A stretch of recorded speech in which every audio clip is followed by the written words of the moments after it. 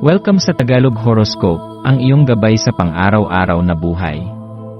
Hatid namin ang pinakadetalyadong horoscope na magsisilbing gabay mo sa pera, trabaho, pag-ibig, kalusugan, at swerte. Naway magtagumpay sa buhay ang lahat ng ating tagapakinig at subscribers sa buong mundo. Maraming salamat sa pag-subscribe at tanggapin ang siksik, liglig, at umaapaw na biyayang hatid ng Tagalog Horoscope. Ito ang iyong pang-araw-araw na horoscope para sa Taurus para sa Abril 21, 2025. Habang sumisibol ang mga enerhiya ng Abril 21, isang kakaibang liwanag ang unti-unting bumabalot sa iyong kaisipan at damdamin.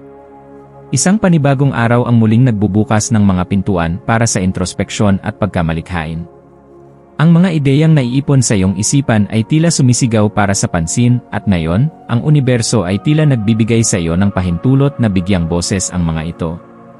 Sa panahong ito ng pagbabago at pag-unlad, ang iyong kagustuhang lumabas sa iyong komportableng zona ay maaaring maging susi sa mga bagong landas na hindi mo pa kailanman nasilip. Hindi man ito madali sa una, ngunit sa bawat hakbang na iyong tinatahak, mas lalo mong nararamdaman ang pagtibay ng iyong loob at ang lumalalim mong pag-unawa sa sarili mo. Ang pagyakap sa hindi pamilyar ay hindi lamang pagkakaroon ng tapang, ito ay isang sining ng pagtanggap sa kung ano ang maaaring maging ikaw, lampas sa mga limitasyon na iyong inakalang hindi mo kayang lampasan. Sa mga sandaling ito, hayaan mong daluyin ang iyong pagkamalikhain na parang agos ng ilog, malaya, likas, at walang takot sa pagtagpo ng bagong anyo. Sa mga pagkakataong ang iyong puso ay tinutukso ng mga ideyang tila wala sa norma, tanggapin mo ito bilang mensahe ng sansinukob na nagsasabing, ngayon ang panahon upang lumikha, upang magtaya, upang mangarap. Ang mga hindi inaasahang ideya na naglalaro sa iyong isipan ay maaaring maghatid ng kasagutan sa matagal mo ng mga tanong o magsilbing pintuan tungo sa panibagong simula. Kung ikaw ay nasa larangan ng sining, negosyo, o kahit sa personal mong buhay, ngayon ang panahon upang bigyan ng puwang ang bago, ang hindi pa nasusubukan, at ang tila kakaibang posibilidad. Maaaring may sandali sa araw na ito na makaramdam ka ng pagkamahiyain. Ang pag-aalinlangan ay natural, at madalas itong bunga ng iyong pagpapahalaga sa opinyon ng iba. Ngunit sa halip na hayaang manaig ito at hadlangan ka sa iyong mga layunin, tanggapin mo ito ng may pag-unawa. Huminga ng malalim at kilalanin ang damdaming ito bilang bahagi lamang ng iyong pagkatao, hindi bilang hadlang, kundi bilang paalala na ikaw ay buhay, may pakiramdam, at naglalakbay. Sa bawat maliit na hakbang na iyong ginagawa, may tagumpay na nakakamit. Hindi kailangang maging perpekto ang bawat kilos, ang mahalaga ay ang iyong patuloy na pag-usad. Ang pag-unlad ay hindi palaging mabilis o malaki, kung minsan, ito ay dumarating sa katahimikan, sa mga simpleng pagpili na bumubuo ng mas malawak na larawan ng iyong paglago. Ngayong araw, maaari mong maranasan ang mga mahikang sandali na parang ang universo ay malapit sa iyong puso, parang ang bawat detalye ng mundo ay may mensaheng iniaalay para sa iyo. Sa mga pagkakataong ikaw ay nag-iisa o tahimik na nagmumuni-muni, hayaan mong buksan ang iyong puso sa mga sorpresa ng kapalaran. Maaaring ito ay maliit na kagalakan, isang ngiti mula sa isang estranghero, isang magandang ideya habang naglalakad, o isang mensaheng matagal mo nang hinihintay. Ang mga hindi inaasahang tagpo ay maaaring magbunga ng malalim na tuwa at pag-unawa, kaya't huwag mong isara ang iyong sarili sa mga posibilidad. Ang mga himig ng araw na ito ay nagdadala ng panawagan na ikaw ay muling maniwala sa mahika ng kasalukuyan, na ang bawat sandali ay may pagkakataong baguhin ang iyong buhay kung ikaw ay handang makinig at tumugon. Ang araw na ito ay parang pintuang binuksan ng kalikasan para sa iyong paglalakbay patungo sa mas malalim na pag-unawa sa iyong sarili. Gamitin ang iyong intuition bilang gabay. Ang mga bulong ng iyong isipan ay may dalang mensahe mula sa mas mataas na karunungan, mula sa iyong sariling kaluluwa na matagal nang nagnanais na mapakinggan. Sa pakikinig sa sarili mong damdamin, sa mga hindi mo masabi ngunit ramdam mong totoo, doon mo matatagpuan ang tunay mong direksyon.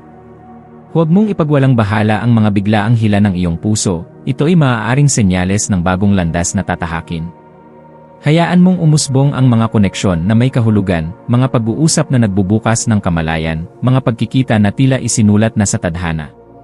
Para sa aspeto ng kabuhayan, mainam ang araw na ito upang magsimula ng bagong proyekto o isulat ang mga plano na matagal mo nang iniisip. Ang lakas ng araw na ito ay nagsusulong ng progresibong pag-isip.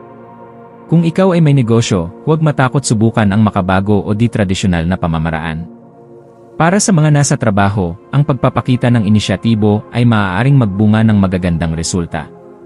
Para sa relasyon, ito ang panahong maging totoo at bukas sa iyong mga nararamdaman. Ang pagkamahiyain ay natural, ngunit ang katapatan ay magbubukas ng matibay na koneksyon. Sa pamilya, magandang pagtuunan ng pansin ang simpleng pakikipagbonding, maaaring sa pagkain, paglilinis, o tahimik na pag-uusap. Ang maswerteng kulay mo ngayong araw ay asul na bughaw, kulay ng katahimikan, kaisipan, at tiwala sa sarili. Makatutulong ito upang mas lalong mapanatili ang iyong balanse at kumpiyansa sa kabila ng mga bagong karanasan. Ang maswerteng bilang ay 3, 7, at 11, mga numerong sumisimbolo ng paglago, espiritual na paggabay, at personal na pagbabago. Ang maswerteng gawain para sa iyo ay ang paglalakad sa kalikasan, pagsusulat ng iyong saloobin, o paggawa ng isang malikhaing proyekto. Sa pamamagitan ng mga simpleng aktibidad na ito, mas madali mong matutuklasan ang kalinawan ng iyong isipan at ang direksyong nais mong tahakin. Bilang pangwakas, tandaan mong ang araw na ito ay hindi tungkol sa pagiging perpekto, kundi tungkol sa pagkilala sa iyong tunay na sarili at ang pagtanggap sa lahat ng aspeto nito. Sa paglalakbay mo ngayong araw, dadalhin ka ng mga bituin sa mas malalim na pag-unawa at mas matatag na pananaw. Maging bukas sa mga kaganapan. Maging handa sa mga himala. At higit sa lahat, maging tapat sa sarili. Ang tunay na kapangyarihan ay hindi matatagpuan sa mga malalakas na sigaw, kundi sa tahimik na pagtanggap ng sariling liwanag. Sa araw na ito, hayaang ang iyong liwanag ay sumilay ng buong tapang. Dahil nararapat kang umunlad, dahil karapat-dapat kang sumaya, at dahil ang araw na ito ay nilikha para sa iyo.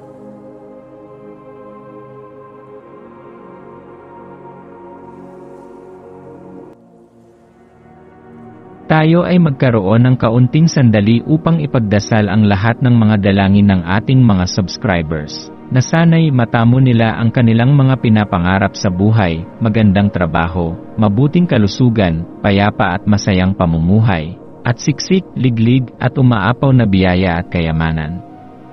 Ipinagdarasal namin ng mataimtim ang lahat ng mga komento sa nakaraang video, at hinihiling namin, Panginoon, na pagpalain mo ang ating mga subscribers ng masayang buhay sa mundong ibabaw. Maraming salamat po.